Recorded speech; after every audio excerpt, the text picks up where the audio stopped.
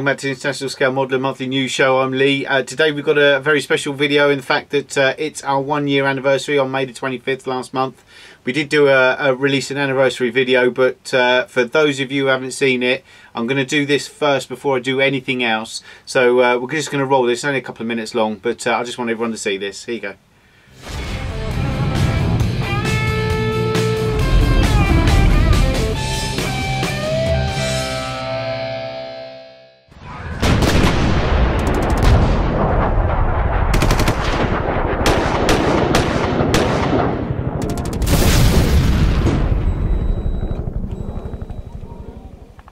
Hello and welcome back to International Scale Modeler. I'm Lee. Today we've got a special announcement. It is our 1 year anniversary as of the 25th of May. We're a couple of days late producing this, but we've been waiting for a few odds and sods to come through in the post.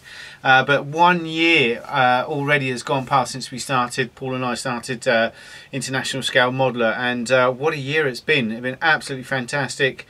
I've got to say that it's just been way and above our expectations, and we just want to give something back as a thank you to everyone who's participated or been involved in International Scale Modeler forums, our website, our YouTube channel, our Facebook page, Google+. Anyone that's been involved with us in any way, shape or form has helped us to progress to where we are today. We just want to say a massive thank you. And by way of doing that, we're going to do a special 1 year anniversary prize giveaway. Now you can see the mountain of kits and prizes behind me. This is all one prize for one person. We're not going to split this up. We toyed with the idea of having a first, second and third, but no, we thought sod it. One person's going to get this. Now there's just over £250 worth of modelling gear there. There's kits for everyone. There's a couple of aircraft, a couple of tanks, a car, couple of figures, all the products you could need, and there's even a jigsaw in there. Now myself and Paul we chucked in the tank and the aircraft, the Hawk, the Ferrari, obviously all the UMP modelling gear and the two figures. Tim and Stuart Value Kits have very kindly, thank you very much guys, donated this 1,000-piece aircraft puzzle, which I like the look of myself, Valentine Mark IV tank, and the BF-119 Trot from Eduard. Now, as you can see, that's an amazing prize pool. This is going to go to one person. One of you lucky guys is going to get all of this lot. Now, all you have to do, we're going to run this for a month, and obviously we'll have reveal the winners in next month's news show, which will be July's news show. This will run side along our normal monthly prize giveaway. We're still going to do that as well. So if you're not a member of ISM yet and you do watch the YouTube channel, please go over to ISM, create an account. All you've got to do is post on the thread saying happy anniversary or well done for a year or count me in, whatever you want to do. It doesn't matter. We'd love to hear some of your comments anyway. Write a comment, that would be great. And then at the end of the month we'll pick a winner at random, complete random, and we'll do that live on the show as well. So whoever is going to win all this lot, we will find out as soon as Paul and I find out as well. So so yes, but we just wanted to say a big thank you to everyone who's helped ISM, you know, grow so quickly. I mean, we've got nearly 2,000 members in the space of a year, and it's a very active forum, always busy, lots going on, lots of information for modelers, and obviously there's all the reviews, and you know, can't keep going on, GBs SiGs, whatever. But there's loads and loads here. So what I'd like to do is say thank you to you all right now, and please go over to the thread. The thread will be up in the next couple of hours. Go over there. If you want a chance of winning this, give us a comment on that thread, and away you go. But a massive prize, and thanks again. Take care now. Bye-bye. Right, well there you go. As you can see, it's an amazing prize pool behind us. There's a mountain of kids. I really struggled to get all that lot into shot. But we have some even more exciting news with regards to the anniversary giveaway, 3-monthly giveaway. Great Wall Hobby have been in contact with us and have said that they would like to donate a prize to our anniversary prize draw as well. Now it's going to be their brand new 148 F-15C. Which MSIP2, which is coming out I think in about a week or two from this show. They said they will send one of those 8 weeks after official release. One of those will go to the winner as well. So I'd like to say thank everyone at Great Wall Hobby for their very gracious donation. Really much appreciated. We really do appreciate it, guys. I know Paul did the BD version of this, and he said it's an absolutely fantastic kit. And it goes together like a dream. So, and you can see the pictures of that build on the site as well. So that takes a prize pool well over £300 just for our anniversary prize draw. We've also got our monthly prize draw still going as well. There's a couple of others there, some GBs, SiGs, all sorts of things going on at the moment. So it's just a mountain of prize. I've run out of room in here just because there's too many prizes. But anyway, what's in the show this week? Right, in the show this week, obviously we've got the forum update with the GBs, the SiGs, the comps, the prizes. We've got the new SiG started, which was the D-Day GB, the main ISM group build. Some cracking builds in that already. So lots and lots of entries. Really hoping to see a lot of these come to fruition. We've obviously got another new SiG that starts, that has already started, sorry, which is the Dangerous Cat SiG, hosted by Hollywood Modelling and Shoof. With those two in charge, it could go anywhere. So that would be very interesting. I've even entered something into that as well. Hopefully I'll get time to finish it. We've also got what model reviews are coming for June, mine and Paul's builds as well, where we are with our workbenches. Obviously prize draw winners are announced a little bit later on. The news report is back. I shall do a very short news report this month. A bit pushed on time again this month because I'm away again in a couple of days, but we've got some reviews coming up. I think Paul's doing the Mig AMMO IDF paint set, the smart colours, and he's doing a review of the Sparmax TC610H compressor, which he recently got. So without further ado, let's go to the news report.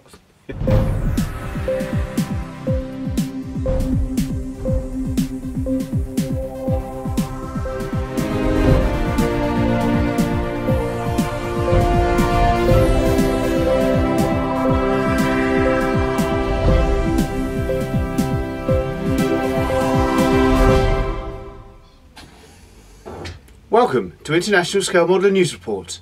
Here is the news. Okay, in today's news, Eduard have announced that they're releasing or reboxing an Academy Tiger 2 and calling it a limited edition. It's going to be the King Tiger version. It's going to have 3 extra decal options and some extra PE. They're also bringing out a limited edition Mark 9 Spitfire, the longest day version. That looks tasty and well worth purchasing.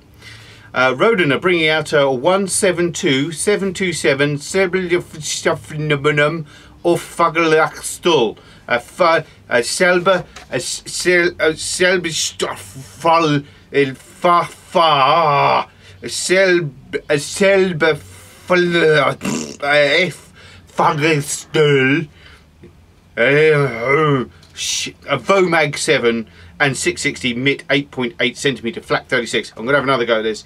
A 172 727 Selbstaffalafet auf Fagelstall.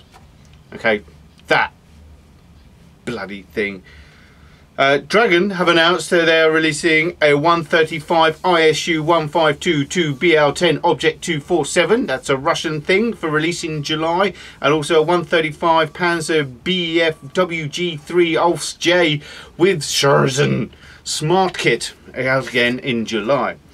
Great Wall Hobby have announced an amazing new kit, another F15. It's the C version of the MSIP2, scheduled for early mid to late June release, and that is looking awesome. And TACCOM have announced a 135 Skoda 30.5 centimeter M19 16 Siege Hauser, and also a 135 Saint Chamond World War I French heavy tank. Aren't the heavy Frenches popular? And now we are going to do the shows. So the shows for June. In June we have on the 15th we have the Miniature AFV Association Nationals at RAF Duxford. Smash and place, been there, got to go if you haven't been. I think the military show is on at the same time, so it will be a good day out, so a very good day out, well worth attending.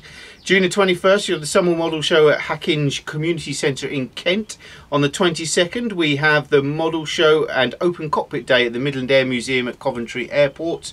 And also on the 22nd there's the annual Model Show at Downham Market Town Hall, West Norfolk. On the 28th we have the Suffolk Model Show at Gresham Sport and Social Club in Ipswich. And on the 28th again we have the Scale Model Show at the Old Parish Centre in Cupar Fife in bonny old Scotland. So that is the news report for June.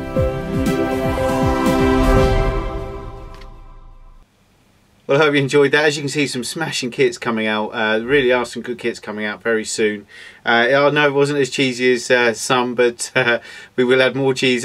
Probably next month will be a bit cheesier than this month. We're going to take it in turns. So, high cheese, low cheese, low fat cheese, and then really soft fatty cheese the following month. So for all you cheese lovers, watch out for next month. Right, now we're going to go on to the. We're going to have a look at Paul's review of the new Sparmax compressor. I'm just going to have a look at my notes because I can't remember. It's got a weird, the TC/610H. So over to Paul. Here you go. Hi everyone, Paul International Scale Modeler. Today I've got a review of the Sparmax TC/610H airbrush compressor. This literally arrived 10 minutes ago. I thought I'd do a quick unboxing, overview of it, and then later on in use, I'll show it in use, how to use it, etc. And then a little bit further down the line in a week or so, we'll see how I've been getting on and where I'm up to with it. This is to replace my venerable old compressor, which is slowly dying a death and getting to the point where I think it's going to catch fire and explode. So this is a fantastic replacement for that, and I've been waiting for this all week, so glad it arrived today.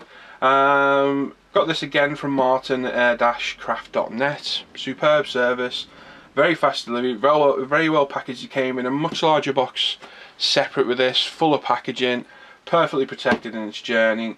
Really can't fault Martin at aircraft.net for the delivery. It's always quick, faultless, no problems whatsoever, and supply great products. RRP on this, I think it's 169. So okay, not as cheap as some of the other cheaper compressors out there, but I'll get to that in a minute. As you can see on the box, this has got a steel casing around it. Inside there, as you can see, you can basically tell that is what these cheaper compressors off eBay are based off. Obviously they're made in China, so the quality's not as good as, quality components as this, and that's reflected in their price. Obviously, because it's a copy's never as good as the real thing, and I'll just read off a little bit of information about this. So, build quality and quality control. Chinese generic cheap compressors are much like their airbrushes. Quality and longevity may being very variable. Sparmax and hand make the finest oil-free piston compressors available. Quality internal anti-corrosion coatings on Sparmax units is far superior to anything found on the cheap compressors. Design of the piston seal, which plays a major part in the useful life of any oil-free compressor, is also more advanced on Sparmax models. So while you might be getting a bargain on eBay, and they do work, I will admit that, I will be honest, obviously by buying the better quality unit you're going to get a more long life product, should I say. My Pash compressor, which is an American make, that was over £250 new. I bought it second hand in fact, and I've had it for, I think it's nearly 2 years now, it could even be longer. And it's been used a hell of a lot, absolutely hell of a lot. So it does show in the long run. Buying quality, it's always the same with anything. You pay a lot more money, you're always going to get a better quality product. And that's it really. So as you see, quite an attractive looking box, quite an attractive looking unit. Great with this steel edging on because it keeps all protected. It's going to fit perfectly in my little nook beneath my airbrush booth, and I'll show it in position once it's in there. So it's going to fit in there perfectly. Packaging, like I say, it comes in this nice big box. It's quite hard to get it in. I've pulled the camera back a little bit today so you can hopefully get fitted in. I've only got the one camera shot in because it won't show on the overhead. So what we'll do, we'll try and just show you what you get in the box. So a little bit of protection on the top, so I'm going to throw it out the way. Straight on top we've got our air hose, which is great, always nice to get that. We've got the main unit itself wrapped up, separate component, which we're going to guess is the regulator. Let's just pull this out. It's a hefty unit. Let's see what else we've got. We've got packaging. Yeah, just plenty of packaging. As you can see, loads of foam packaging in there, so it's well and truly well protected. I'm going to pop that to one side. I think we'll open the main unit itself. So, perfectly protected. Excellent. Bagged up. Again, there's our instructions. So we pull those out. We'll go through those in a minute. Maybe we could have done with the overhead cam. No problem, we can soon sort it. A little bit of protective packaging on the hose, stopping any rattling or damage. And one inside and one on the other side. So these need removing. Like I say, this is the first time I've seen this, other than pictures on the internet. So nice to see you get a bit of protection. So this stops the unit rattling around in transit. Certainly a good looking unit. Got the plug, which we'll undo very quickly. And we'll get it where you guys can see it. So there we go, there's our unit itself. So it's not overly big, which is superb.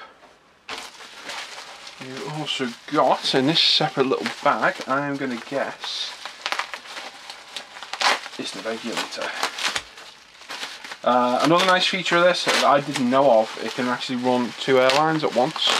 So that's great if there's a couple of you using it, or you've got friends coming around or something like that, or you've got a couple of airbrushes, you can have them all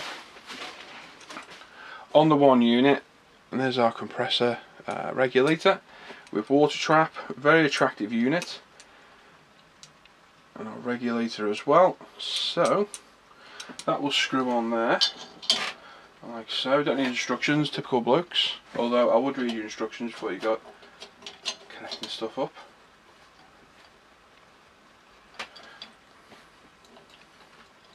So nice and easy to assemble. As you can see, it moves around. You can angle it if you want to angle it a direction, tighten it up again, and you can leave it on that direction. So that's great. So if it's sat further back, you can angle the gauge towards yourself, which is very handy. And obviously you can take it on and off as and when you like. So that's a real nice touch that can be removed quickly. Gauge is beautiful. It's a really high quality one. I'm going to try and zoom in a little bit. So there we go, a nice high quality gauge. It really is good. It's a lot better than my Pash one and the one on the cheaper airbrushes as well. I'm going to get this a lot more accurate as well, so that's nice. Obviously I'm going to zoom, is that you've got your 2 outlets. So there's one here that's actually blanked off with a plug, and this one here, which is the one we're going to use today. What we're going to use the generic hose that comes with the kit. So that literally screws on there. I've got a Harder Steenbeck clear hose which still attached to my old compressor. So for the purpose of this bit here, we shall use this. I've taken a quick release off my Infinity, and that's just been screwed in place. So we're plugged on over there, switch on over there rather. The plug switches at the back with a nice little sticker on the back there. I don't know if you can see it. There you go, you can just see it next to my little finger, and we pop it on. See how long it takes to fill, and it's rather quick, I'll give it that. It's not too loud. No louder than my Pash or any of the cheaper airbrush compressors I've used. That's straight up to what looks about 25 psi. Yeah, looks about right. And we'll see how long it takes to actually charge.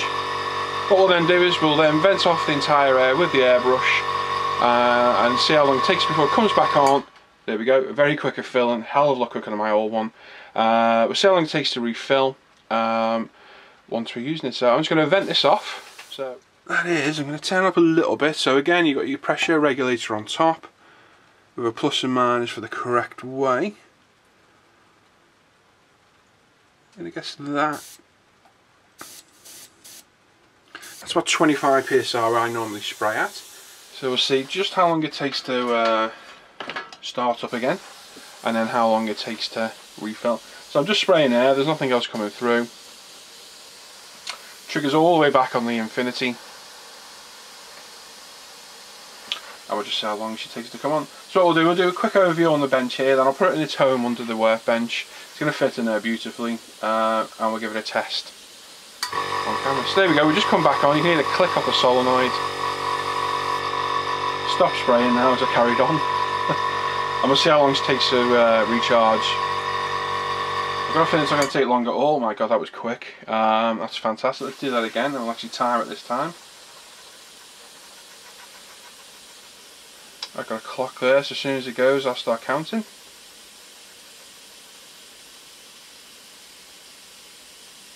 There's a lot of air, so it's not the biggest of tanks on there. I'll give you all the technical information in a minute we go through the instructions.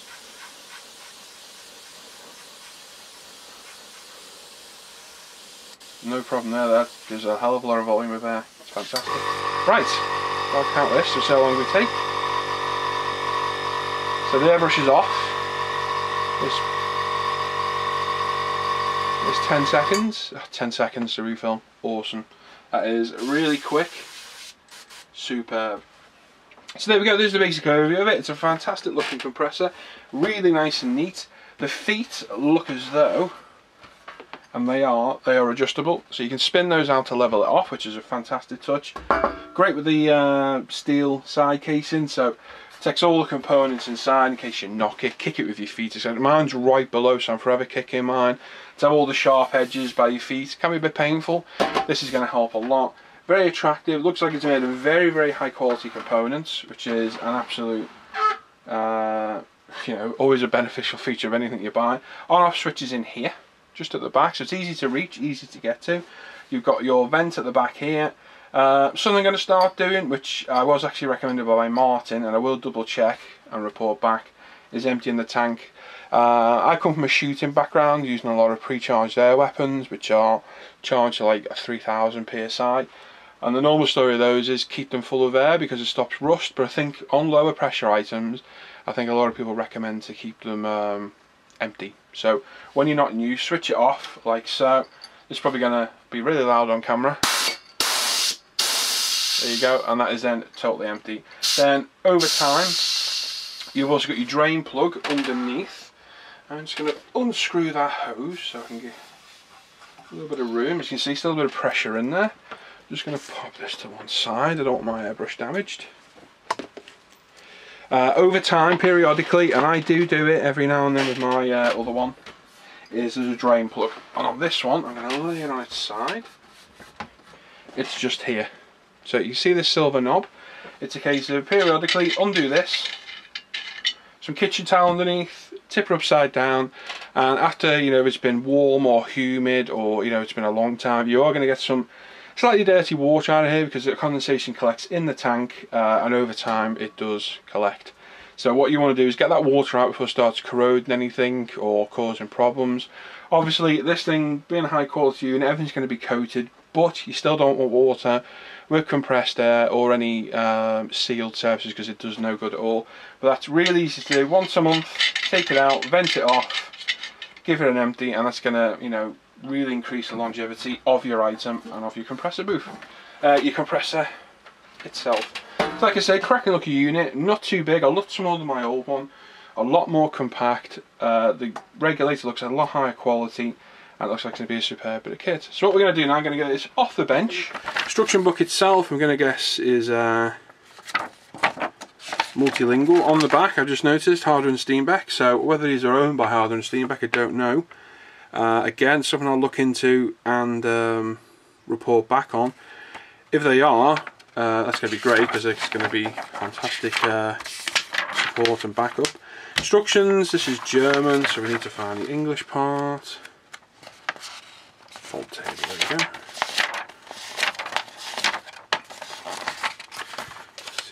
So there we go. So instructions, like I say, multilingual, so quite a lot of pages you don't need to read. Obviously warning instructions, just be careful what you're doing, etc. Just common sense. Warranty, the warranty is 12 months from purchase date. So 12-month standard warranty. You've got overview of the unit installation, so it just tells you about removing the packing foam, screw on the regulator, compress the air, connect the airbrush, exactly what we did. Beginning of operation, just reading off. Pressure switch with an automatic switch off, shut off switch. Auto deactivates the motor after it's built up maximum pressure required. Motor is automatically reactivated when the pressure reaches 40 psi in the event of air being removed from the pressure tank. Desired working pressure said you need a pressure regulator with the airbrush trigger depressed. The working pressure is indicated on the pressure gauge. So set the pressure, give pressure airbrush trigger to get air out of it, and you'll notice the pressure does drop just a tiny little bit, and that's when to set it. That's the same with most airbrush compressors, and again just telling you which direction to take the control knob to do it. Thermal protector, so it's thermally protected, so if there's any problems at all it'll just switch off to stop it overloading or overheating, so that's a cracking feature as well. And obviously the unit should be deactivated if the compressor is not used for a long period of time. So if it's going to be a couple of weeks, or you know, even a week or 2 weeks, turn it off, empty it full of air, empty the air out of it, leave it be. That's the best thing to do. And it also covers draining condensate water from the tank. It's just to do daily. Whether it needs to be done daily depends how much you use it. the environment you live in, whereabouts in the world you live. The UK doesn't really suffer from humidity as much as, say, you know, certain parts of the USA. So that's going to vary from climate to climate.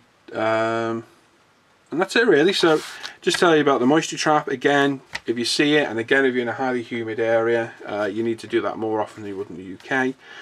Technical data: the tank capacity is 2.5 litres, 130 watt power, 23 litres per minute, 4.1 bar or 60 psi auto start stop.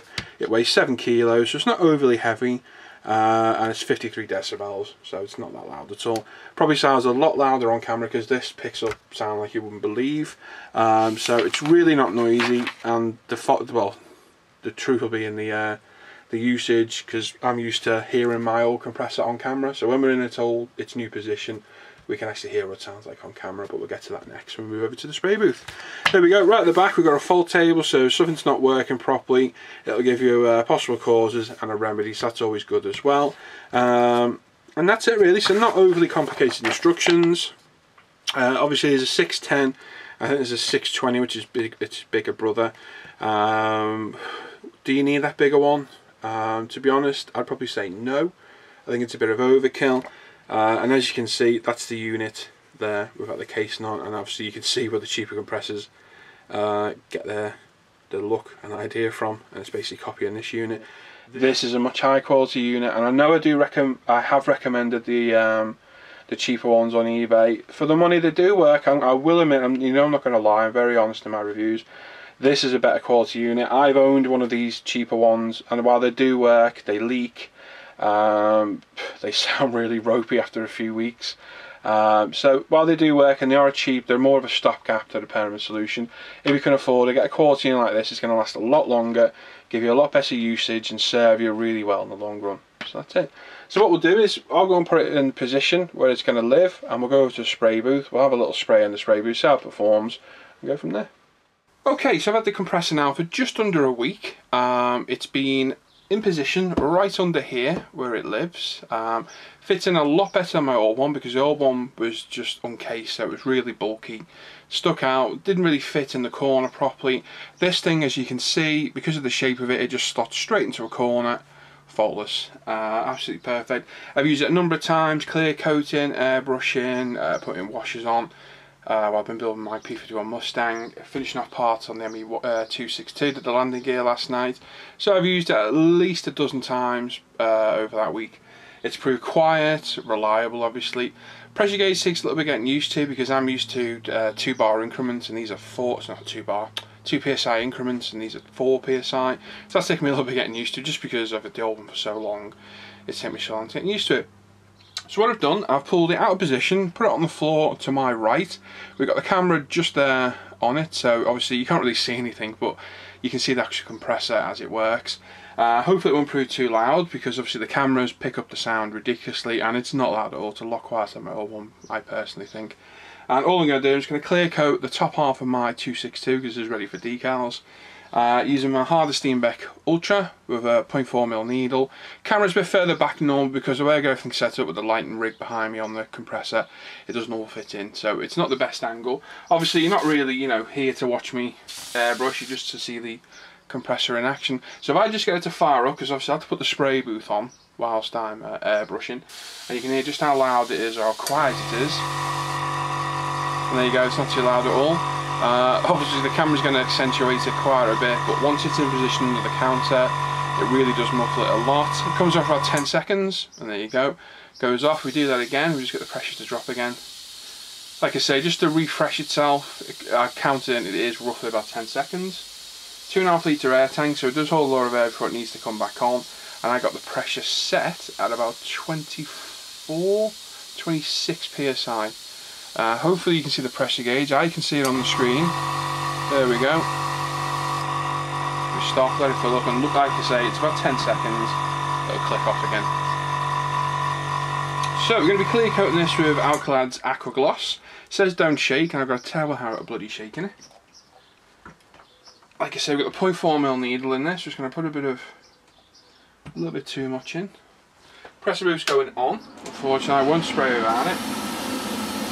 Pull it through, and I'm just going to do the top half which obviously I've got no way of physically holding this, and I'm just going to spray it like normal. So obviously we're clear coating for decals, so we're just after a clear finish. What we'll do, we'll go around, put one coat on. By the time we get around the whole aircraft, we'll be ready for the second. What we'll do is, there we go, click on. Now I've still got the airbrush going, so it's not going to click off for 10 seconds. See how long it does stay on for.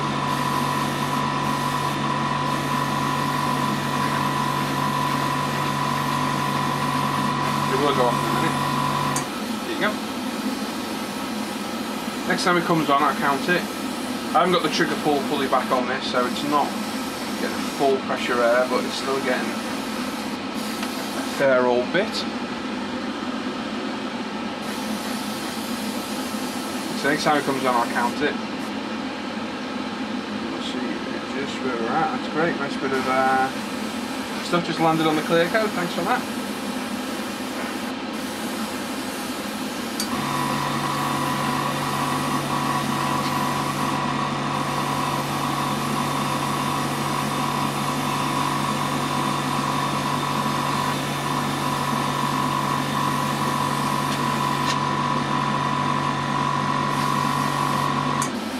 I got about 16 seconds in, so that's where we're being used. So again, not overly long, fills up really quick. I don't think it's overly loud. I think my extractor's louder, to be honest, and even that I can talk over comfortably. The only problem I've had, well, it's not really a problem, the compressor comes with an 1/8 inch hose adapter. The Harder Steenbeck hose I've got has got a 1/4 inch.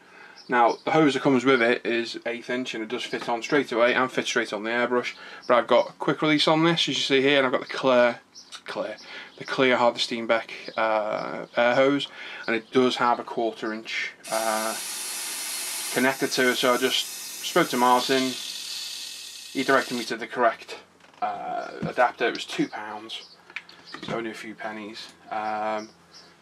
And I had it the next day, up and running. Like I say, the compressor hose that does come with it is good quality and it does work perfectly. Because I've got 3 airbrushes, I use the quick release quite a lot.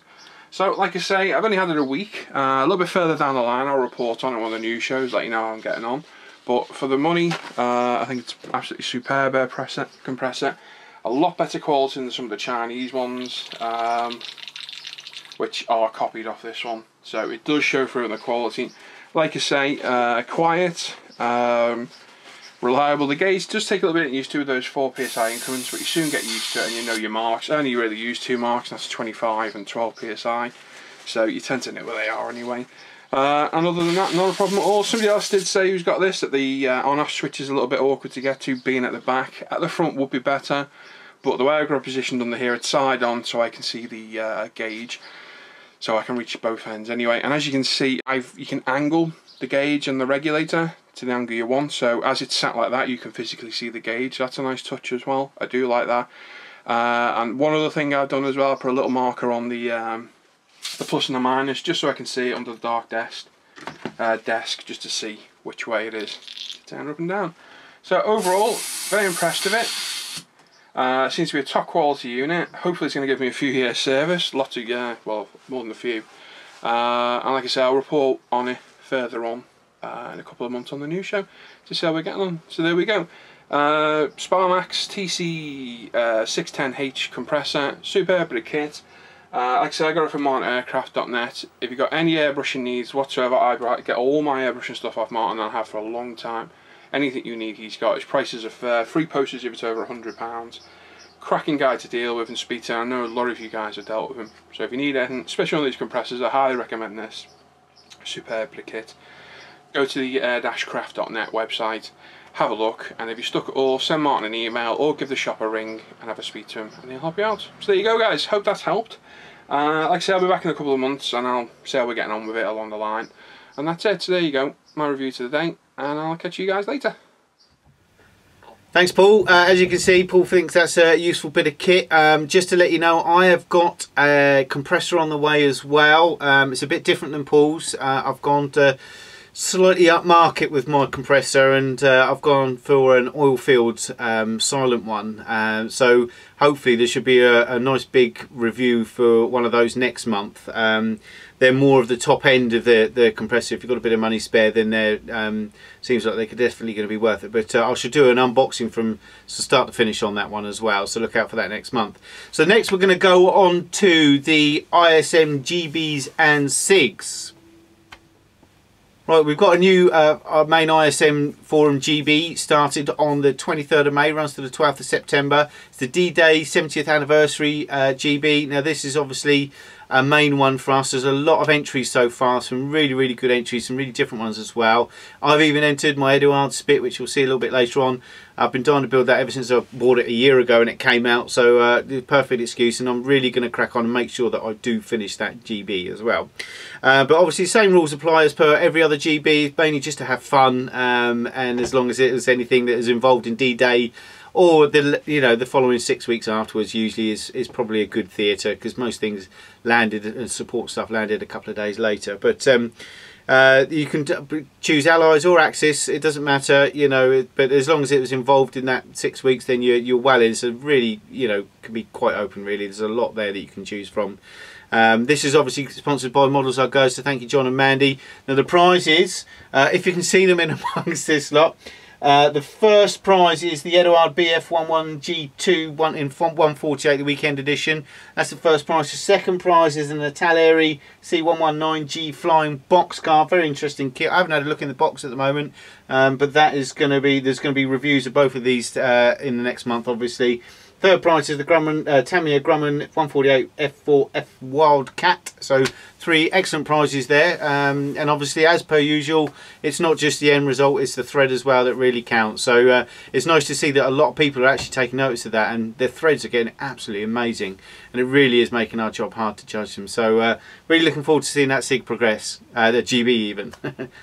Right, the next one is a new SiG started. I'm going to read my notes on these. The new SiG started on the 1st of June and it runs until the 31st of August or the 1st of September, one of the two. And it's the Dangerous Cat SiG. Now this is all based on Panthers from World War II, German Panthers. And this is hosted by Hollywood Modding and Schoof. And they're running the GB. They're putting all the prizes up themselves. I think myself and Paul as UMP said we contribute some sanders and things like that as well, so there's a fair few prizes. They're saying they're going to be really good. They haven't announced them yet. They're not going to announce them to the end of the SiG, so that's very interesting. But with those two in control, it could go anywhere, and I'm really looking forward to that. I have actually got myself this, which I feel like entering as well, so hopefully I'll get time to do that amongst the other things. I really am going to try, because I'm looking forward to building that. It looks like a nice big chunk of plastic. Okay, the other ones we've got running are we have got the Night Fighter SiG, which is still going. Obviously that started on that goes until the 11th of July, so we've got what, 5 weeks left on that. So if you haven't started your Night Fighter, you've still got time to enter one. 5 weeks is plenty of time to build a model and everything, get it entered. There's some cracking builds on there already, some really good entries. It's been a really popular one, that one. So obviously the same as all the other ISM and GB, the SiGs and GBs on ISM as well. All the same rules apply. That's kindly sponsored by Sean over at S&M Stuff. Thank you very much, Sean.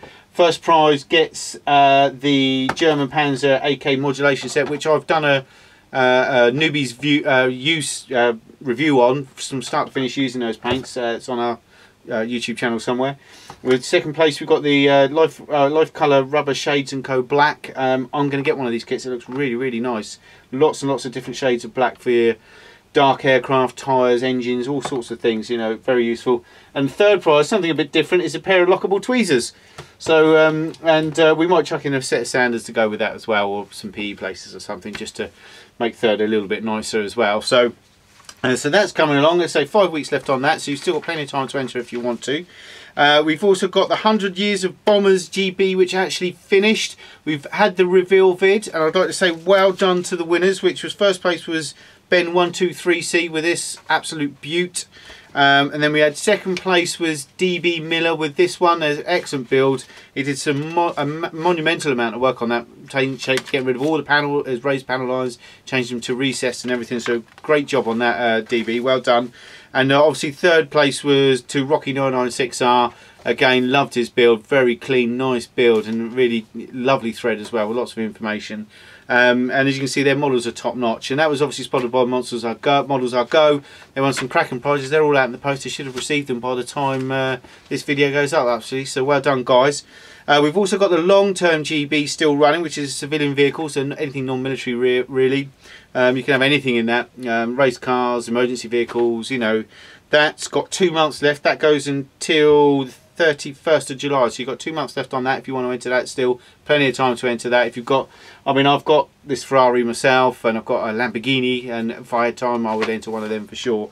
But again, that's sponsored by us, by Ultimate Modern Products, and you get a full set for the win, I think it is, and some sounders and everything for second and third. So so some nice prizes there for you guys as well. All the dates of the GBs and the SiGs, obviously we've got a calendar up on the site at the moment, this one here. You can have a look at that and plan. We've got a few more left for the year, which is great. We're only halfway through the year, which is fantastic. Had some awesome GBs and SiGs, and we've got plenty more planned as well. Really looking forward to the Vietnam one. I've got a nice kit coming for that, so hopefully I'm going to join in with that one as well, if I've finished everything else. So that's pretty much it on the side of the GBs and SiGs. We've got lots going on at the moment, lots of interest. Really, the threads are really busy, so I encourage you, if you're on the YouTube and you fancy a go at one of our SiGs or GBs at the moment, come on over. I'm more than happy to welcome and watch your model build up as well. So what we're going to do next, we are going to go over to Paul again for another review. This time it's the IDF paint set from Mig Ammo, the Master Colours or something like that. It's called Smart Colours, and we'll see what he thinks of those. So there you go. Hi everyone, Paul at ISM. Today I've got a review of the new Mig AMMO IDF Colours Smart Set. Now this is an acrylic colour for brush and airbrush, so we'll put it through its paces in a minute. Bought this obviously to review, and I've got a few IDF tanks in the stash. I've got a Tyran 5 and a Merkava, and I'll probably add a few more over the current months as well. So seeing this, thought, excellent, do me for my colours. Haven't tried any of the AK or ammo paint sets, and thought I'd give it a whirl. So what you get is you get blister packed, attractive packaging on the front. We go to the top. IDF colours, so you get the Sinai, I'm going to say Sinai Grey 82, Sinai Grey 73. So I'm assuming there's different tones. I'm assuming they're dates. Might be wrong, don't know. And we've got a green as well. So as you can see, we've got a Sherman. Almost looks like a T55, and a Merkava as well. Is that a T55 or a Tyran? Could be, hard to tell. On the back, nothing. And as you can see, 3 paint bottles inside, a couple of packaging chips, and that's it. So what we've done, I've primed up 3 of my mixing cups. As you can see, it looks like the old mix and match game. I think it's under the middle. Oh, it is. So prime them up, ready to go. And what we'll do is just spray each individual colour. Then we'll see how it cleans out the airbrush and what the coverage is like. Obviously, we've got a darker green. Let's take them out of the packaging actually. We've got a darker green and a couple of lighter sand greys. So a bit more of an opaque colour. So we can see what the coverage is like. We'll leave the packaging there. I prime these in the Ammo grey surface primer, which I absolutely love. I think it's superb stuff. Knocks spots off the Vallejo. Absolutely fantastic. Now, Mig does a whole range of armour colours, and I'm hoping at some point to get the whole range because they're very useful colours. And this is obviously the start of my collection. Now, they smell just like the AK paint, so they're definitely not Vallejo paint, not at all. It's got the same distinctive smell. You smelt it, you'll know exactly what I mean. So we're spraying it through the Harder Steenbeck Infinity 0.2 needle. We're at 25 psi, and we're just going to cover each one of these evenly. I'll skip through each one, you won't see me cleaning each one, and at the end we'll see what cleanup's like using UMP cleaner. We'll also see whether they need thinning, and if they do, we'll use UMP thinner on them as well. So we'll start, I think we'll start with the green. Play those two there, we'll take that. Give it a good shake. That's quite a nice touch, I didn't notice. No, I didn't know that. Has that one got one?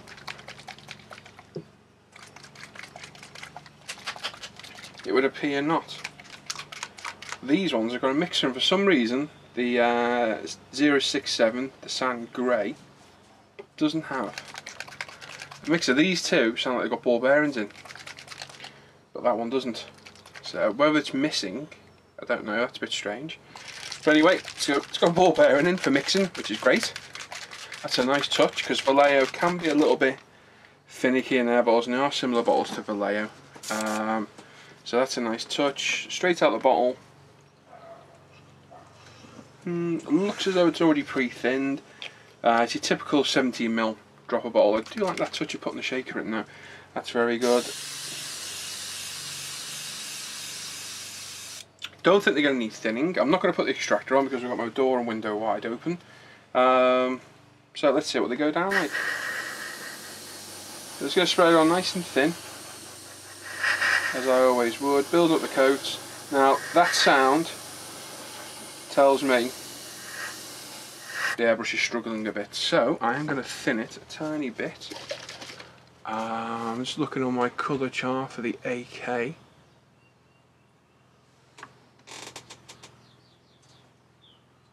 Looks like 25%, so just add a little bit, we won't go mental. I can tell by the noise the airbrush is making it needs thinning, because it always sounds as though it's struggling to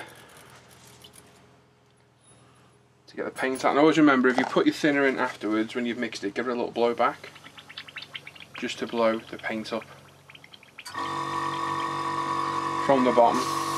There we go, that's a lot better. So you probably could spray it neat from the bottle. I'd say thin a little bit, 20-25%. Our UMP thinner works with every paint out there.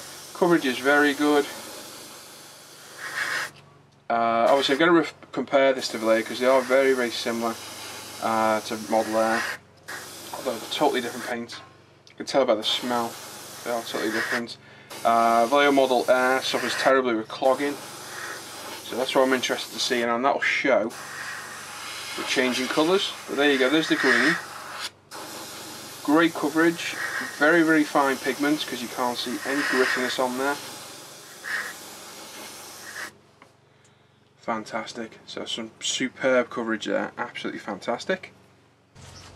Okay, so we're cleaned out. We'll go on to the Sinai Grey 82, which is the second darkest colour, and we'll work our way around to the end to get the lightest. So again, we've got a shaker in here, which is fantastic. Again, clean airbrush as you can see. A little bit in, like so, and again, we'll try it straight out the bottle, and we'll see what this one covers like. So I'm just going to move that to one side. Quite hard to see. Now again, I can hear it. Maybe you can hear that slight whistle. It does spray perfectly fine out the bottle, but you'll get a smoother finish by thinning it. And again, it doesn't need a lot. 20% is plenty. Just get that wipe off. Quick stir, like so, and this will spray a lot smoother. Again, if you put thinner in after you paint, bubble a little bit just to blow it back.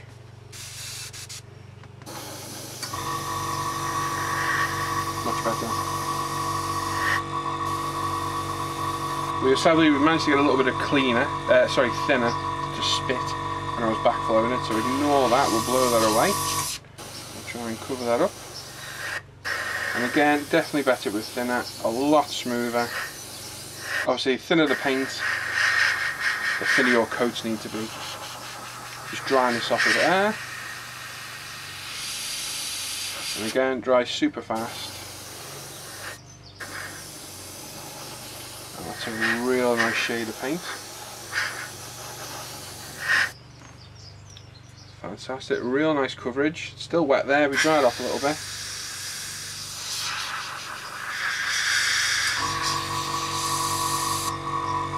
You can see there, absolutely spot on. Perfect. Okay, last but not least, we've got the IDF Sand Grey 73. So, can't seem to hear the shaker in this one, so whether there's a reason it doesn't have one, I don't know. It's the most opaque colour, it's the most pale colour out the lot. So we'll see what it does. And again, we'll test it exactly the same. As you can see, it's a nice sand colour. Now this one does not sound like it needs thinning. Obviously different paints have different pigments, different ratios of components inside, and this sprays just straight out the bottle as if it's been thinned. So maybe this is the reason it doesn't have a shaker nut in there or whatever it is, a ball, because it mixes so easy because it's already pre-thinned. Well, not pre-thinned, but it's thin enough to spray directly out the bottle. And again, coverage superb. You can't hear that characteristic whistle of the paint when it's too thick.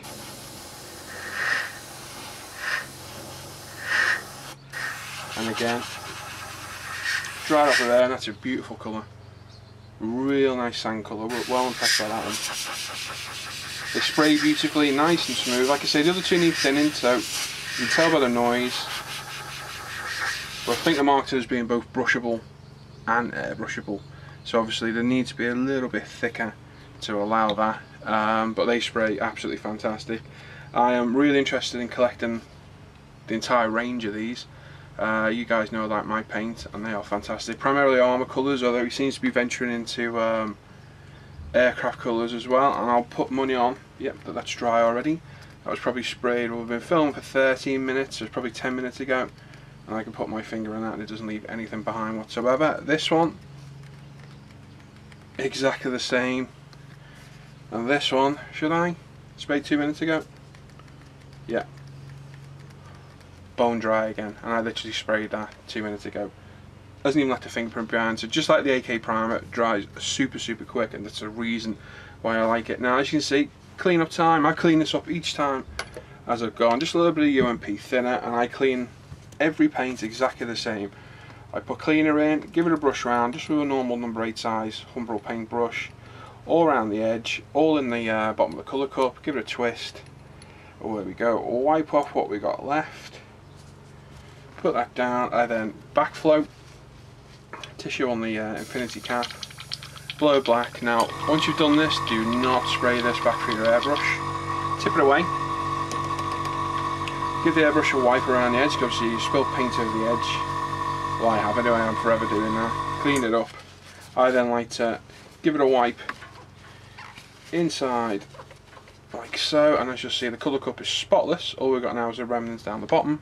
Spray away till it stops, which should be any second. There you go. Now, a little bit more cleaner in. We'll bubble it again. It will change colour because there's still remnants in the bottom. Tip it away. Clean it out again. Give the airbrush a wipe over. Spray away what's left. That's now empty, spotlessly clean. You can see in there, all that's left is a little bit of cleaner. Fill it up, job done. So easy to clean, as easy as any other paint out there to clean. Not a problem at all, works perfectly with the UMP thinner and cleaner. Coverage is great, obviously some need thinner, some don't. That is absolutely superb. Absolutely beautiful paint. That is on par with ACAM paint. That's the only other paint that covers that well. That is a stunning colour, absolutely fantastic. As too is the green, and we're going from quite a dark colour, from the grey, the green, to the opaque sand, and the coverage is absolutely superb. It's all over my fingers, as you can see, but again, it'll just clean up. Superb paint. I'm really interested in adding these to my collection because they spray flawlessly, and I got a lot of armour kits now, and these are majority of armour paints, so they get a thumbs up from me. And I'm going to go now and have a look, see what other colours they do, and hopefully add a few more to my collection. So have a look through. They do a lot of different sets from IDF. They do German, early war, late war. I think they do DAC German as well. There's lots of different paint sets out there they're doing, and I've got a weathering set for next one to do as well, so come back for that. And that's it. So absolutely superb.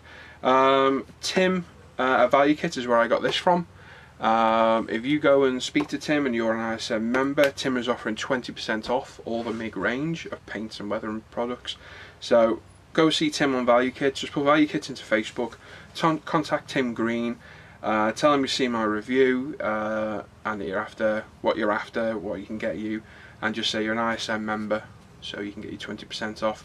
Make sure you are a member and you give him your forum name, because he will check and I will check as well, to make sure it's fair to ISM members. But that's a great offer. I'll certainly be taking that up, and you know, 20% is quite a substantial saving off RRP. So there you go. So thanks for watching. I'll see you guys next time. Hope you like the review, and I'll catch you on the forums. Right, next we're going to do the prize winners, but just before we do that, I just want to say thank you to everyone who's still contributing to our kit review section on the site. There's nearly 400 video reviews and photo reviews of kits and everything on there on the site, so it's really a really big thank you to everyone who's contributed so far. Please carry on. Anyone who hasn't done so already, if you've got a YouTube channel or you like reviewing kits or anything like that, start a thread on in the kit review section on ISM. We really want loads and loads of people to fill that up for us, so we want a really good resource for our members there for kits before they go and buy something or waste their money, so they can see what it's like. So on to the monthly prize. Right, okay, so the monthly prize giveaway, we have for the first prize, or one of the prizes, is the Meng 135 Merkava Mark III Baz with mine roller, the Nokri Darrett mine roller, I think it is. Brilliant kit. It's Meng. I've got to say, I've got a couple of Meng kits now, and I am sold on Meng completely. And my wife has bought me, very kindly bought quite a few Meng kits for my birthday, which are going to take a while to get here. But I love her. I've got to say that she watches this.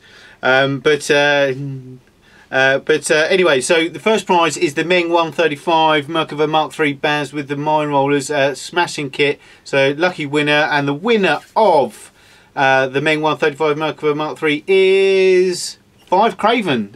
Dave, well done, mate. Your name was picked out at random, and you've got that kit, so that's on your way to you. Well done, mate. So in the other prize is obviously a bunch of UMP goodies, a bunch of all the thinny sticks, thinny sponges and things like that. So the winner of the Ultimate Modern Product goodies is Radzi. Radek, well done, mate. Well done on those. If you guys can let me have your addresses by PM on the website, I'll get those over to you ASAP. So well done, guys. Right, this month's prize draw, the winner, the prize draw for this month is going to be the Trumpeter 132 ME262, a cracking kit, a big kit as well. Paul's going to do a review on this as well this month, so you can all have a look, see what's inside it. And obviously Ultimate Modern Products, we're going to do the full set of washes for the other prize. So you've got the Trumpeter 132 ME262 and a full set of Ultimate Modern Products washes for the prizes. So the thread's already up on the site, so get your name, go over there, get your names down, and away you go for that. Right, okay, so there's the prizes for this month and the winners. Well done, guys, to all of you lot. What we're going to do now, we're going to go over and look at Paul and myself's workbenches. I'm going to start off with mine. I've actually been a busy boy this month, so let's have a look. Right, okay, so my builds for the month of May, I actually did quite a few. I said to myself that I was going to promise myself some modelling time in the man cave, and I said, right, what I'm going to do for one whole week, I'm going to give myself exactly 2 hours a day in the cave and see what I could get done. And believe it or not, I managed to get a ton of stuff done. We've got some ups and some downs. As a few of you probably read on the forum, I've had an absolute nightmare with the javelin. I'm going to do that first, just so you can see the problems I've had with it. Now, obviously, I can't remember, it was ready for paint last time we saw it. But as you can see, in a fit of pique, I actually accidentally snapped off this, which I do still have here. So that's all okay. But the decals, I've got to say, probably the worst decals I've ever used in my life. Now, I am never, ever, ever going to give Airfix my money ever again. Ever. Never going to buy another Airfix kit. I don't care if they bring out the most amazing kit ever. I'm not going to bring them out, because I'm not paying 50 quid for a kit. Get it all done after the issues I've had. I think the fit issues in the wheel bay were probably my fault, but there were other issues all the way around it as well. but the decals are it's just ridiculous. Now, if I just get you over to the overhead, you can see on these, let's just pop this over there, on this tail fin here, this decal here, see, it should sit right up against the rudder, okay, but it doesn't. Now, if you have a look at this picture, you can see this is what it looks like if it's placed correctly, and you can see that big gap at the front there, which isn't meant to be there, and it looks bloody awful. So what I did is I had to move it forward, so as you can see there, it actually looks okay again now. So if we right here, let me just see if we can get this focus. There you go. So all in line, perfectly, but it's a bit short on the back end. But okay, so fine. Okay, I thought, well, that's not too bad. You're not going to notice that, you know, you're not really going to see that in the scheme of things, because it's right underneath this big tail, so it's not really going to stand out or anything like that. So then I'll come to put on the large tail decal, which is this one here. Okay, this one right here. I thought, right, okay, let's go. It's all set up for it. As you can see from this picture, it doesn't fit. It's too big. It overlaps the other one. Now that other one is placed exactly, I mean, within, you know, a quarter of a millimetre, exactly where it's supposed to be. And you can tell, if you have a look on here, I'm just going to show you, because just in case people say you put it in the wrong place, you can see this little marking here, the square here, okay, and also on the other side, you got this circle here and this panel here. That gives you a reference, okay, if you'd like to have a look. Alright, so this square here is right there. It's in perfect alignment. You know, the circle and the square on this side are in perfect position, and as you can see from this picture, the decal doesn't fit. It overlaps this white one by a good 8 mil, and as I was putting it on, literally as I just put it on, folded over, it ripped all the way up from the, as you can see from this photo, it ripped all the way up, completely buggering that decal. So what I've got to do now is I'm going to have to paint that on, because it's got to fit in with this one, so I've got to do it underneath there. I can't have it overlapping on the top.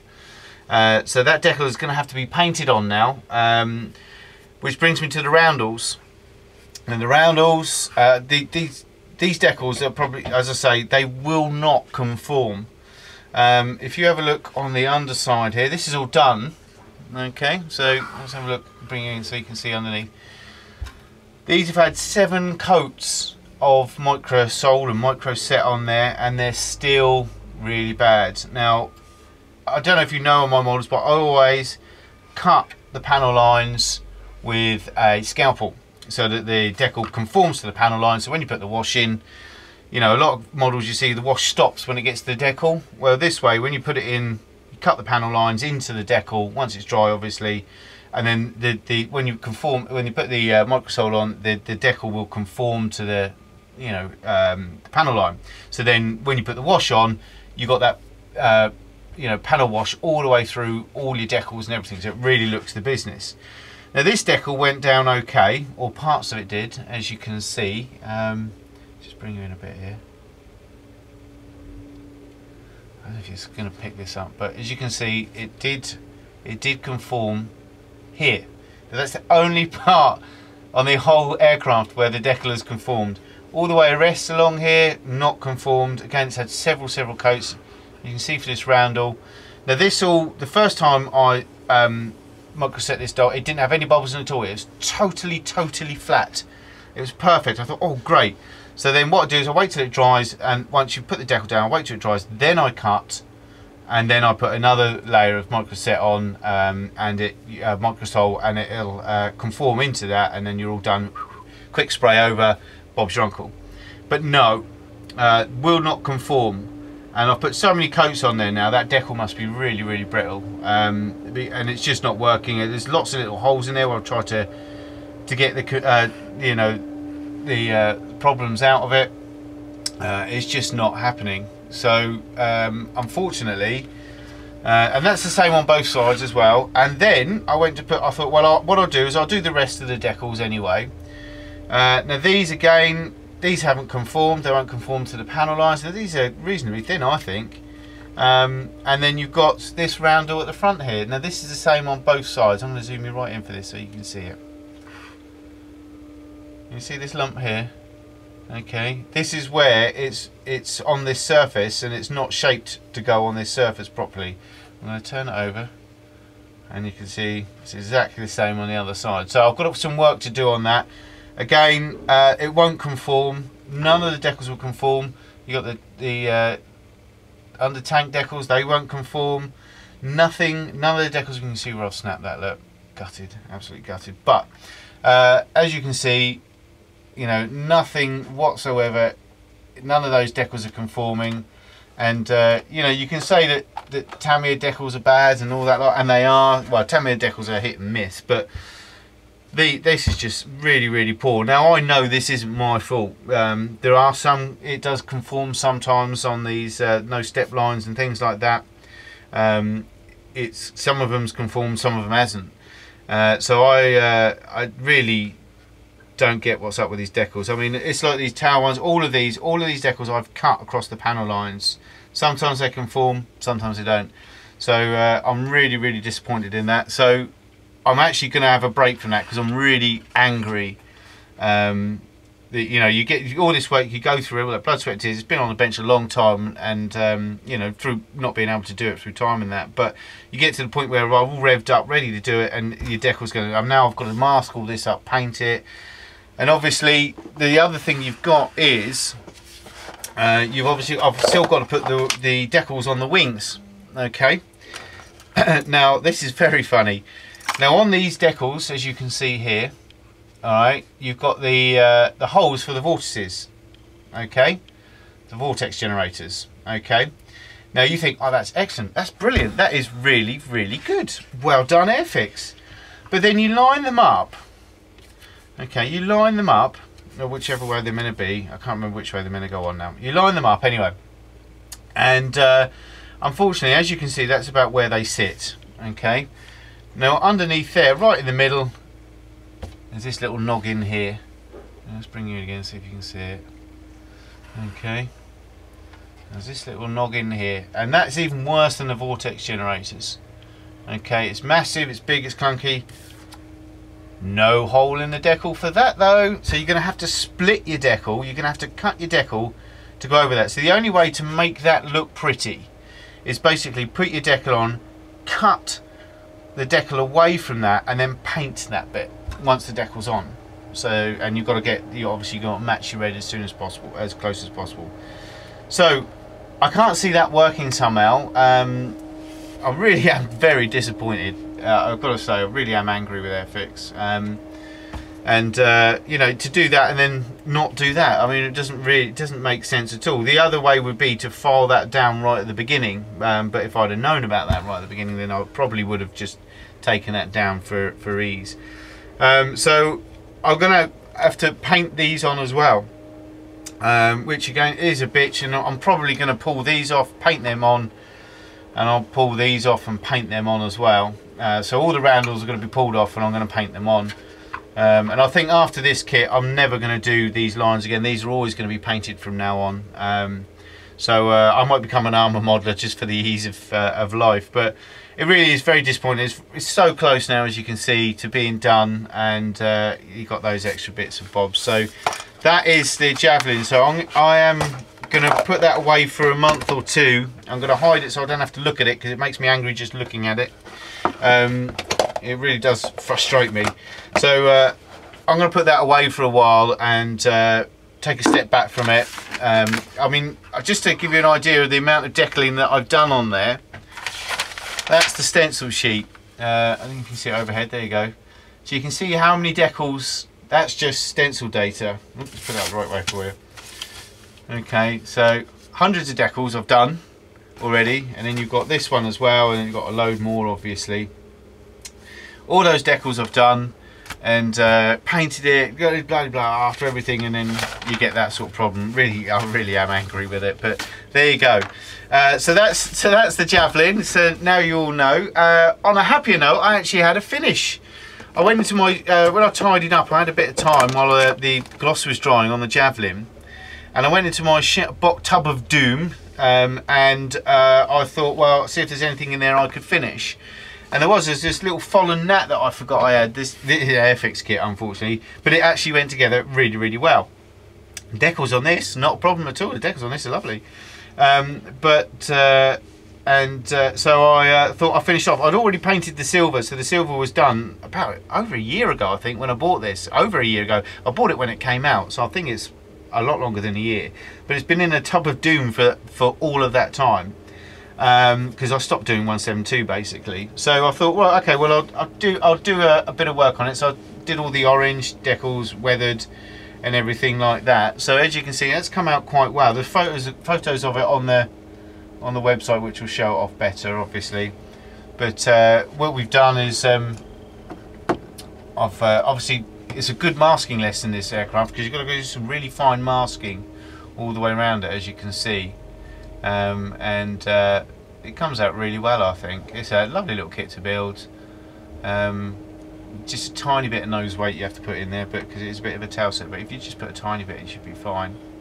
But it is a nice looking, and it does look good in the thing. As you can see, I put a little bit of Ultimate Products dark dirt on there. As you can see now on this, I didn't want it too dark, and that's just come up perfect. Those panel lines have just come up perfect. I've left it glossy and reasonably clean. There is some streaking on the underside and the tops from the dark dirt, but you can't really, the cameras aren't picking it up really. You can see it on the website with a normal camera.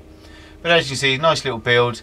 I was quite chuffed with it. It's quite a funky looking plane, and that came out quite well. It was nice to actually get a finish, to be honest with you. It was nice to finish something, so that was really good. But so it's an Airfix kit that I can recommend. That is a nice little one. I built their Zero as well, 172. It seems like 172 should be where they stay. Anything bigger, and I've had nothing but problems with every single one. So, but that is an Airfix kit, and I finished it, and it's not bad. Yay! On to the next build. The next build, I bought this quite a while ago actually. This is a Tamiya 135 Flat Panzer Gepard. I'm starting to really get into the armour, but I've got to say I prefer modern armour over World War II armour. I really enjoyed building this. Went together like a dream, and I really enjoyed building it, putting it together. There's a few lines that you have to fill and seams and that, but I mean it comes out absolutely beautiful. Now again, because of the bright lights I've got in here, probably doesn't pick it out, but it does on the website. You can see it on the website on the thread. But there's post shading and everything around here. It comes apart really nice. Lovely, as I say, lovely fit together. This has all been varnished now. It's had the decals on and the varnish layer over. These decals were fine as well. They looked really horrible and thick, and you know, because it's an old. I think it's about 30 odd years old, this kit. I wish I'd done a review of it now. I was gutted I hadn't done a review, but it went together like a dream. But the decals really did look bad. They looked like horrible lumpy, they look like the things you get in cycle repair kits, you know, the rubber patches. They actually look like that, and I thought, oh god, we're gonna have problems with these as well. But they actually went, I actually trimmed them, because the overlap, I mean the end of the actual picture, and then they have like 2 mil of overlap over the, so I trimmed them all down, so they actually, there's, you know, so the decal film actually finishes where the transfer, the picture, you know, the actual writing or what ends. But on this kit, I mean, what's good about this kit, you've got all these movable parts. You know, you've got this front radar, you've got this rear radar that goes down and goes up. Obviously when it's travelling, it's down, when it's stationary and in goose. The 35mm guns actually move as well, so that's really nice. You know, you've got a little clicker and things like that in there, but so you can set them wherever you want. So you can set this in motion. I would, if I'd have known this was going to be such a nice build, I would have gone and bought an extra set, because it would have been nice to have the chains on the smoke dischargers and things like that as well. But this actually, this back portion here actually opens up, swings open, and you've got an interior as well, which is built up. Now I've literally just dabbed a bit of the UV glue on there to keep it closed while I spray it, and then obviously when I've finished I'll open it up. But it is nice in there, it's all weathered and everything. You can see like the colour inside. Full detail set on this will look awesome. I mean, even the hatch comes up, look, you know, this is all There's loads of movable parts. I think for a 30-year-old kit, it's absolutely fantastic. And if you're stuck for anything to build and you think, well, fancy something different, then I would definitely have a go at that. I mean, it really is and it's a cool looking beast as well once it's done. I think the other things I've got to do, I mean, the wing mirrors, I had to scratch build some inside to the wing mirrors because they're actually hollow on the kit. They come hollow, so I've put a bit of card in there, styrene sheet in there, and then I shall paint that silver once it's finished. I've got to do the headlights yet as well. Obviously I shall leave them till last because I should put them a little bit of silver in there with some micro crystal clear. What else have I got to do? I've got to make some aerials. It doesn't come with aerials. You have to make them, as it says in the instructions, you have to make them yourself. The instructions are very basic as well, but the only problem is I haven't started the tracks yet. As you can see, it's these Tamiya tracks. I've got all the wheels are ready and done as well.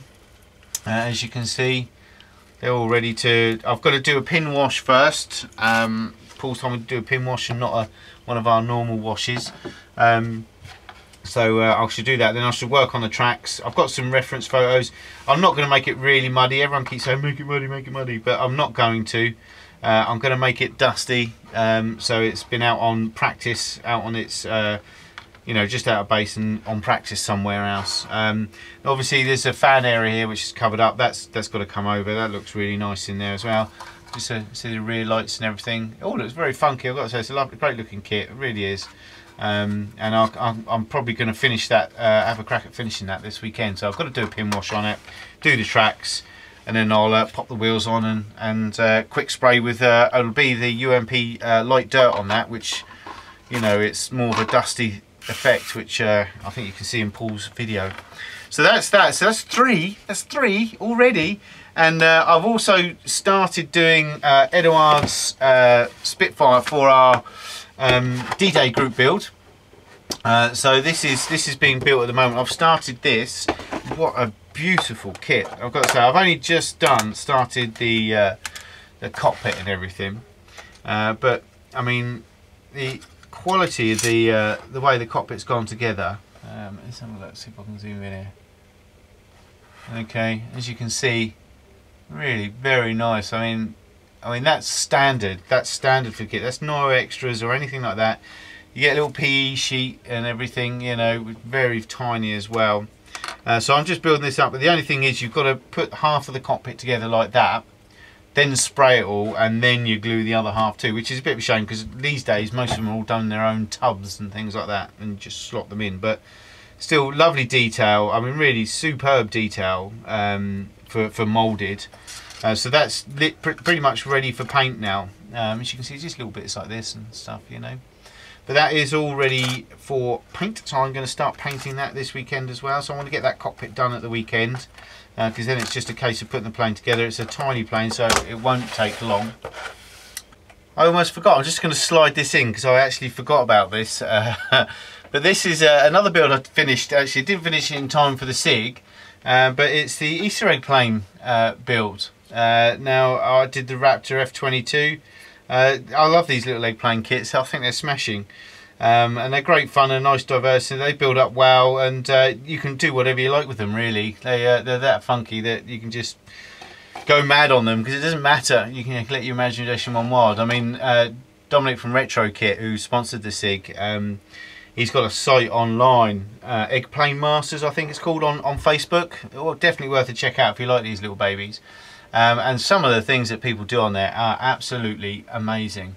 I mean, I'll just get you in a little bit closer so you can see. I mean, it's very bright, but this is actually very matte on here, but I think the lights are really bright today. But as you can see, it goes together quite well. Put a little bit of Alcads on the back, and you know, I spent ages on that pilot as well, and you can hardly see any of it. But as you can see, they do build up quite nicely. There is definitely the Raptor pattern in there, as you can see, the different shades. But I actually really enjoyed it. You know, it's a great little thing. It's just a shame I think I was a day and a half late for the group build because I was away abroad again. So, but I think they're great little builds, and as I say, that's to have 2 models finished in 1 month was superb. Okay, they're both small, but I finished 2 models in a month, so that was really good. I'm really chuffed with that. But yeah, so anyway, I'll just slot this back into my thing again. So that's where I am with my builds. Oh, let's pump that back in. I forgot there was a part on there, look.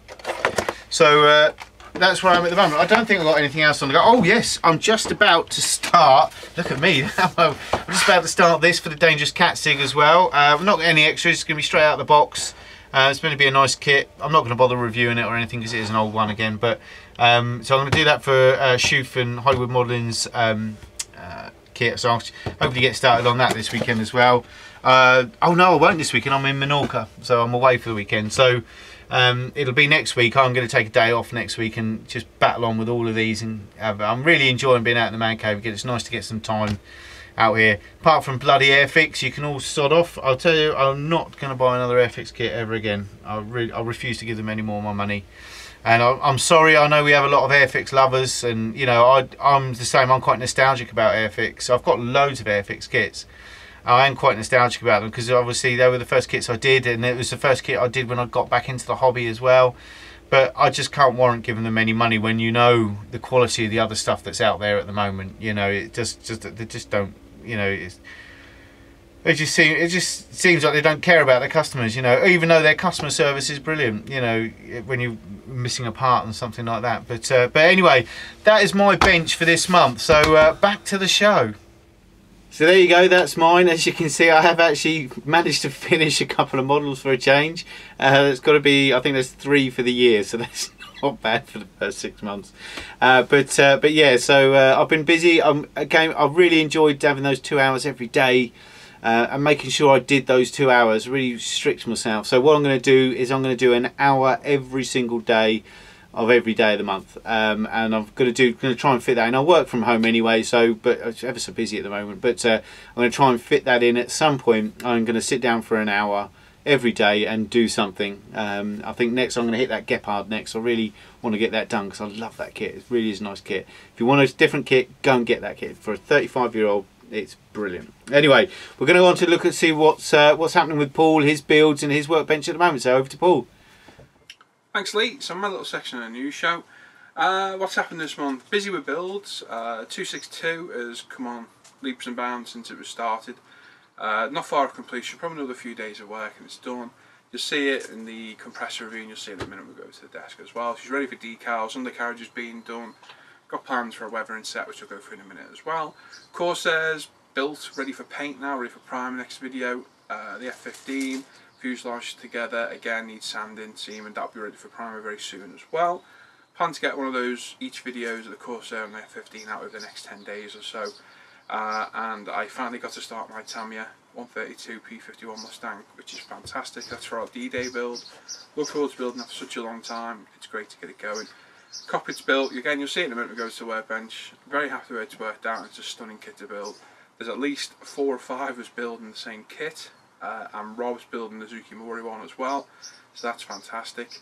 Reviews for next month, well this month rather, there'll be the Trumpeter 132 ME262, which Tim Value Kits has very kindly donated as a June prize for the prize draws. That's a stunning kit, thank you very much Tim. Really can't fault the kits you've given us, top draw, top quality, and your generosity is absolutely superb. Again, we've got the ISM birthday prize draw. You've seen a huge amount of gifts and Lee's probably showing them in this section as well. Again, at least 3 of those were donated by Tim and Stu Value Kits, so again, thanks a lot guys, absolutely superb. Means the world to us, you know, we're not funded in any way, it's just out of our own pocket, so when people step forward and do things like that, it's absolutely fantastic, so thanks a lot guys, absolutely fantastic. Go and look at Tim on Facebook, Value Kits, just put Value Kits into Facebook. Find his page, Tim Green. If you want anything, ask him. He puts his latest offers up and they're fantastic.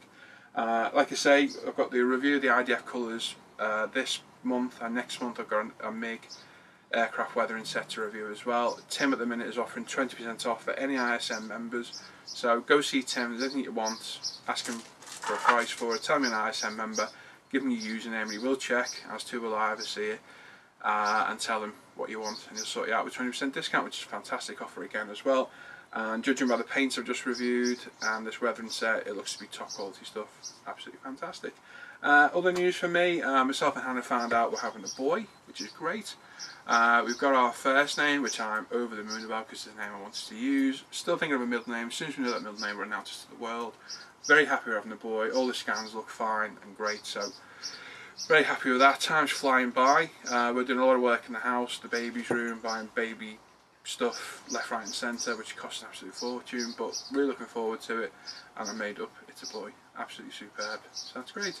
That's about it really. Obviously we've got the Merkava review, which hasn't gone up yet. I'll go up shortly after this news show, and somebody, Lee will probably announce it in his segment as well, has won that, and that's a superb looking kit. I think I'll be having one of those myself.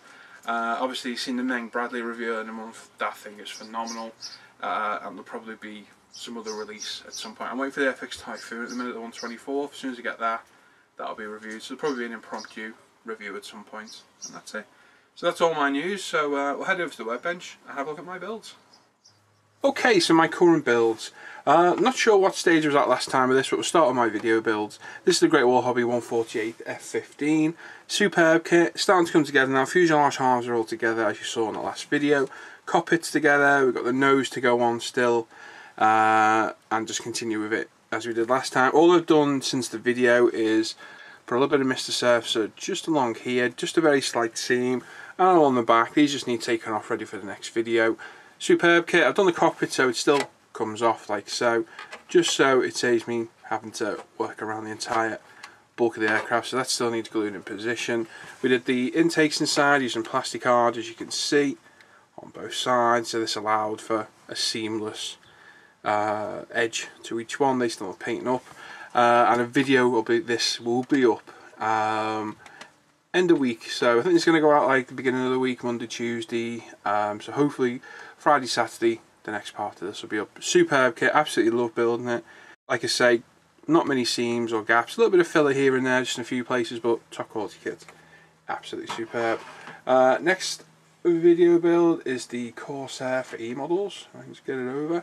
She's now fully built on a stand, as you can see. It doesn't fit in any of the cameras but the side one, so we'll just turn it this way around. It's huge, absolutely massive. Obviously it's 132, there's no small aircraft. It's exactly at the stage it was in the last video. Again, still need to clean up some of the glue marks using a buffer, and that's it really. We are ready for primer. So part, I think it's 11. Again, probably 3 to 5 days after the F15 video is done, I'll do a Corsair one, get that up. Absolutely immense aircraft, truly stunning kit. Again, not much filler needed, but there is a little bit of tidy required just along these front leading edges and where the wings join together, but fairly simple to do, not really a problem at all. So again, looking forward to getting some primer on this, because it'd be nice to see it in paint at last. Ongoing build for me is the Hobby Boss 148 ME262. Building this as part of ISM Night Fighter SiG. Nice kit, some parts fit together like a dream, others are a bit of a nightmare. As you can see, this gun bay cover here fitted down rather nicely, no gaps. The other one I wanted to leave open, so this is just tacked in place right now with some glue, but you can see the gaps each side. So it just seems to vary from, you know, place to place where it fits, but for the price I think they're about 12 to 16 pounds. You cannot fault it at all. I just glossed the top today, that you'll see that in my airbrush compressor review. This is now ready for decals. Still need to do underneath, and obviously you see pre-shading underneath. We've got pre-shading on top, we've got paint fading, bleaching, post-shading, the lot. The gloss finish does kind of hide it at the minute. It'll all come to life once I put the matte coat down, but it's a cracking kit. Really enjoy building this. So that's where the main body's at. I've got all the fuselage, sorry, the landing gear is all ready to go. I don't have tubs to do them like Lee, unfortunately I just have paint stands. These are all glossed, ready for weathering, and this was going to be another review today, but I did the compressor instead. I've got one of Mig's Ammo's airplane dust effects set. So it's a couple of pots of pigments and a pot of enamel wash. Now what this will do, I'll use the UMP washers first, and we'll get the concrete in all the tyre treads, probably a bit of dark dirt in the actual wheel itself. I'll probably do a bit of an oil wash around the actual landing gear legs, just because it's a bit more precise.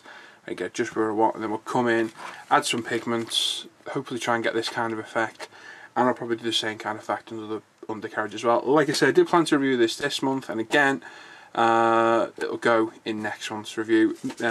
Tim at Value Kits, he's going to get quite a mention off me today.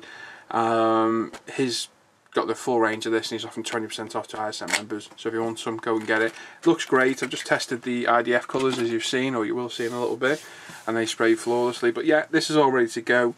Decal and session next, another clear coat, a little bit of weathering underneath, UMP dark dirt wash on top, wipe all that off, matte coat, unmask, job done. So that'll be done easily by next time we come back for the new show. I was hoping it would be finished, but my other build, which I'm going to get to now, has taken over my life for the last week, and that is my entry for ISM's D-Day group build. I'm just going to get all the components. This is Tamiya's 132 P51 Mustang, superb kit.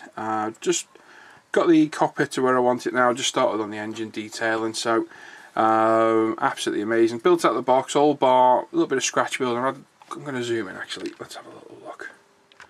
I've added a couple of wires to the radio, the battery, and leading out the back as well. Added some fabric seat belts from Edouard to replace the photo etch ones, and they look quite good. And that's it really. So we detailed up all the cockpit, chipping fluid, same way I did the Corsair. We chip and fluid the floor to show the plywood floor showing through, detailed up all the buttons. This still comes off so I can actually show you the instrument panel. Like so, you can see through the glassware the decal on the back. Some of the buttons, like I say, chipping on the foot pedals, bit of dark dirt washing there, job done. And again, chip and fluid to show the plywood floor, on the seat to show the metalwork. And it's come out quite well, I'm quite impressed with it. Dry brushed all the back. We did dry brushed it in grey first and then silver afterwards, just to bring out some of the fuel tank and the battery and the radio and what have you. And it's looking good, and it assembles all together perfectly. It's an absolutely beautiful kit. I expected nothing less from a Tamiya 132. I'm going to zoom out a little bit. It just goes together like an absolute dream, and I can figure out which way that goes, like so. These parts aren't glued together yet, and then we've got the engine, which is again been dry brushed, painted black. A little bit of the black's come off, or a bit heavy, so we need to add it back. Dry brushed in grey, then silver in places. I then gave it a dark enamel wash, then gave it a rust wash last night. I will then get some pigment on it, and then we'll matte clear coat it, and that'll be coming together. So that literally screws on position there actually. What else have we got? We've got the sidewall detail, which has come out very well. Again, chipped it, UMP dark air wash, dry brushing, picking out the detail. Zoom in so you can see. That's come out very well. Obviously we've got the engine bearer, we've got interior green and the chromate yellow, or my rendition of chromate yellow anyway. It looks a lot more yellow on camera than it does to the naked eye. It's not like yellow in real life. So that's ready to go. And then we've got the other side as well. So again, a couple of decals, dry brushed, washed, chipping fluid. You can see the chipping fluid on it, and it goes together absolutely perfectly. If I can, I'll zoom out a little bit. If I can assemble it quickly, let's see if we can. Fit in. The fit is just superb. Everything fits in well, as you can see. Once the sidewalls on, really starts to look apart. Looks absolutely fantastic. Obviously the engine fits in the front like so, but we're not putting that in just yet. And obviously we come along with the other half.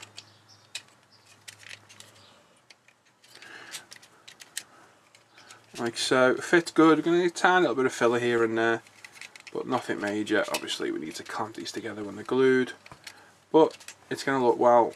You have a nice view into that cockpit. Obviously being a bubble canopy, you can see right in anyway, so very impressed. Happy with my work. Can't get over how yellow this looks, because it is. There you go, that's more a shade of a green. Goes really yellow in the light. But cracking kit, really enjoying building this. Really annoyed yesterday because I literally had to put this to one side to do the new show. So once this is out of the way, I can work on it for a couple more days, then we'll get the F15 bid up. And away we go. So hopefully next time we come back, I've made a substantial dent on this. Hopefully we'll be nearly a paint. We shall see. Don't like to rush these kits. I like to take each stage at a step. So the cockpit, put it to one side, work on something else, come back, engine, finish that, put it to one side, come back. fuselage. Again, I don't like to rush these at all. You know, the last one I built took me 6 months, and the Corsair's taken, you know, nearly 8 months so far. I'm not going to rush them. They're not a build to rush at all, but very happy. If I don't finish in time for the GB, so be it. I'm not particularly stressing about that. If I do, it'd be great, but if I don't, it's not the end of the world. And that's it really. Obviously I've got the Challenger 2 still on the go, but it hasn't changed since you saw it last time, so there's no point showing that today. And that's it. So hope you like what you've seen. That's where I'm at, and I'll take you back to Lee. Right, okay, thanks Paul. As you can see, he's done really well. I mean, that ME262 is absolutely cracking. A really fantastic job. And that's how I like my models, the same as Paul. We don't, I mean, Paul and myself, we don't over weather things. I think you can over, I mean, some of them look absolutely superb, but I like a nice clean build with slight weathering and dirtying and things like that, and I think Paul's kind of the same ilk. So I'm not dissing you guys who do over weather, because you do a fantastic job, some of you guys. There really are amazing stuff on the site. But thanks for that, Paul. So what we're going to do now, we're just going to go back and see what reviews we're going to do for the month of June. Coming up, I'm going to do the Eduard BF 109 Trop, the Mini Art 135 Valentine, and what was the other one? Probably the BF 110 G2, and I might even do my Dragon National one if I get time as well, because I haven't actually had a look at that Dragon kit yet. Still haven't looked in the box. I have actually just had my Bradley, the Meng Bradley turn up. An amazing kit, I'm telling you. If you haven't got the Meng Bradley, let me, where is it? Where have I put it?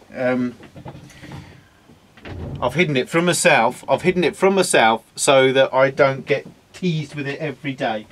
There it is. Paul's done a review of this kit. Okay, sorry for going off screen there. Paul's done a review of this kit. It is, you know, I didn't have to do a review, which is fantastic. But this box is, I mean, it is chock full of plastic, and there's a full, as you can see from there, full internal build as well as external, and the quality of the plastic, second to none. And this is why I'm sold on Meng now. Every time Meng brings out a kit, I'm getting it. I'm getting all of Meng's back catalogue as well, and I'm going to sell a lot of my other stuff that I'm probably not going to get around to building now. But these kits are really superb. They really are. You can't go wrong with these either. I've got a couple of their aircraft on the way as well, so hopefully they will be interesting to see what they look like as well, because they do a few, not many, but they do a few. So, but anyway, so that's the reviews for, I think Paul's going to do the Trumpeter 132 ME262, the one that's for the prize draw as well, so that's excellent. So now I just want to say a big thank you to our sponsors. So it's that time of the show again when I'm just going to say a big thank you to our sponsors. Obviously I do this every month, but I've got to do this because without them, you know, we wouldn't have these fantastic prizes you know, given to us. I've got to say a big thank you to Sean at S&M Stuff for sponsoring all our SiGs. Again, he's been with us right from day one, and we really do appreciate your support, Sean. It's been much appreciated, mate. We've got Tim and Stuart Value Kits, who have supplied for our monthly one. As you remember, the 3 of those prizes in amongst that lot towards a monthly draw, and they do our monthly free prize draws as well. So thank you very much, Tim and Stu.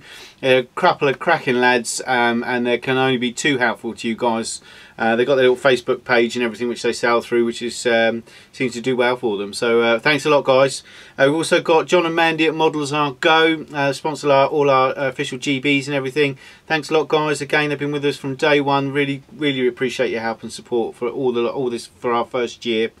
And obviously we've got ourselves Ultimate Modern Products. We sponsor ourselves. We've got to mention ourselves because we want our logo up on the screen as well. But also I do want to say a big thank you to Great Wall Hobby, who have given us a prize for our anniversary run. Obviously the new 15C that's coming out very soon. So the lucky winner of all that prize draw is going to get that as well. So I want to say big special thank you to Great Wall Hobby, and thank you for chucking that prize in for us for our anniversary. It's been very much appreciated. Thanks, guys. So that's it for the show. I can't think of anything else at the moment. It's been a very busy month as far as modelling goes for myself and Paul. We've done really well. We've got all these prizes up. We've got all these GBs and SiGs running. You know, it's been a year. I can't believe it's been a year, but what a year. It's been really fantastic. And also, not only would I want to say thank you to our sponsors, but I want to say the biggest thank you to you guys, our members, the people who support us through our YouTube channel, Google+, Facebook, you know, everywhere that we're, you know, come on the forum and help out and everything. We want to say a big thank you to you guys. You guys have made us what we are after a year. We just want to hope it continues onwards and upwards. But thank you very much. Until next month, take care. Bye bye.